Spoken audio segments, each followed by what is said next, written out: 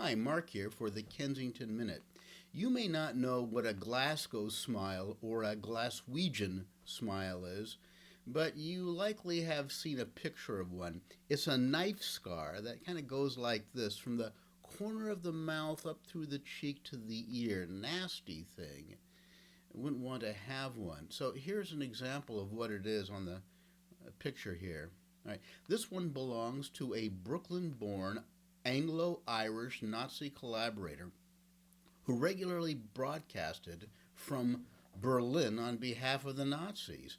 He affected an aristocratic English accent that was not very convincing. And the Nazi prattle he dished out to Britain, sometimes nightly, was taken seriously by very few. Convicted of treason, he was hanged by the British shortly after the war.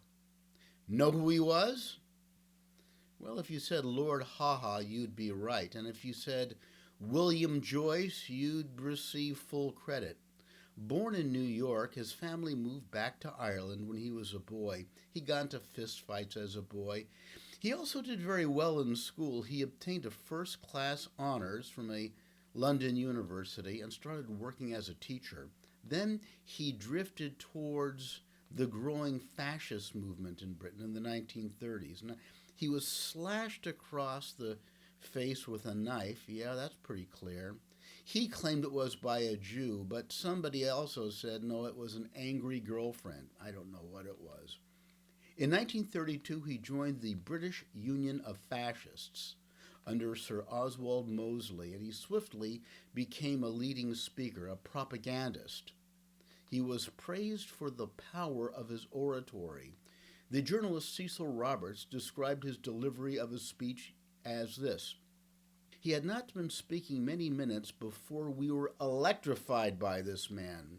So terrifying in its dynamic force, so vituperative, so vitriolic." And Mosley also spoke that way and grabbed quite a few people.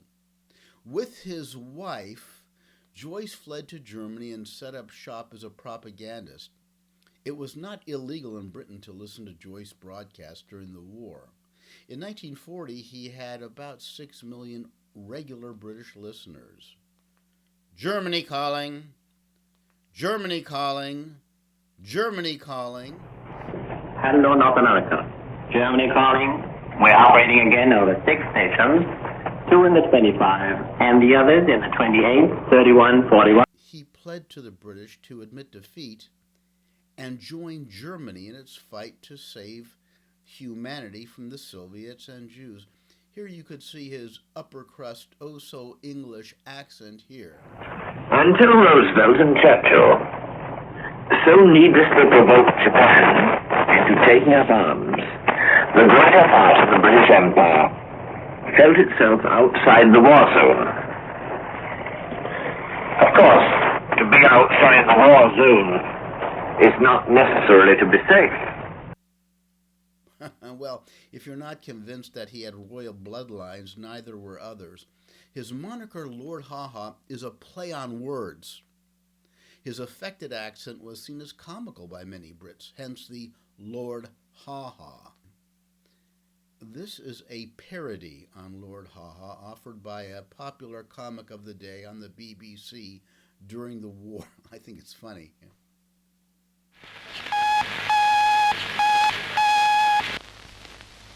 Germany calling the British Isles. And what Germany isn't calling the British Isles is nobody's business. This is Lord Haw-Haw, spelled with a hyphen, of Hamburg, Gießen, and DJA. Hello, you bounders. Here is the news, the nasty news. Food is...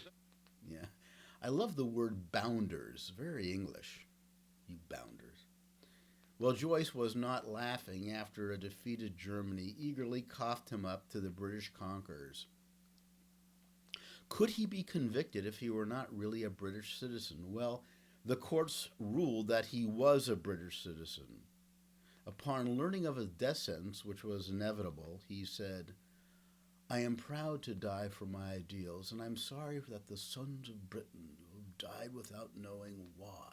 Well, on January 3rd, 1946, Lord Haha gave his last performance in Wandsworth Prison when he mounted the gallows and dropped 7 feet 4 inches to have his spine snapped.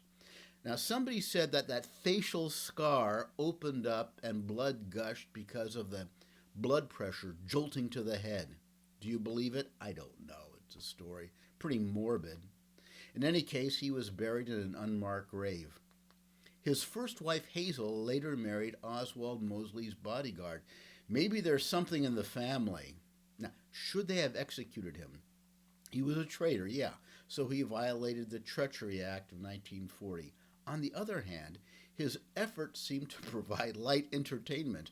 I wonder if there's a study out there, and I really don't know, that makes the case that his broadcasts helped boost British morale, certainly after 44. When it looked like the Allies were going to win, Lord Haw-Haw was a parody of himself, and he provided light entertainment in a war-weary Britain. Can the case be made that he unwittingly aided the Allied effort? I don't know. If so, should he still have been executed? Don't know, but we at Kensington do know that we want to hear your opinion. This Kensington Minute, as well as Lord Haw-Haw's broadcasts, does not represent the official position of the United States government. Now, take the Kensington Challenge on our homepage at the top. Out here, you bounders.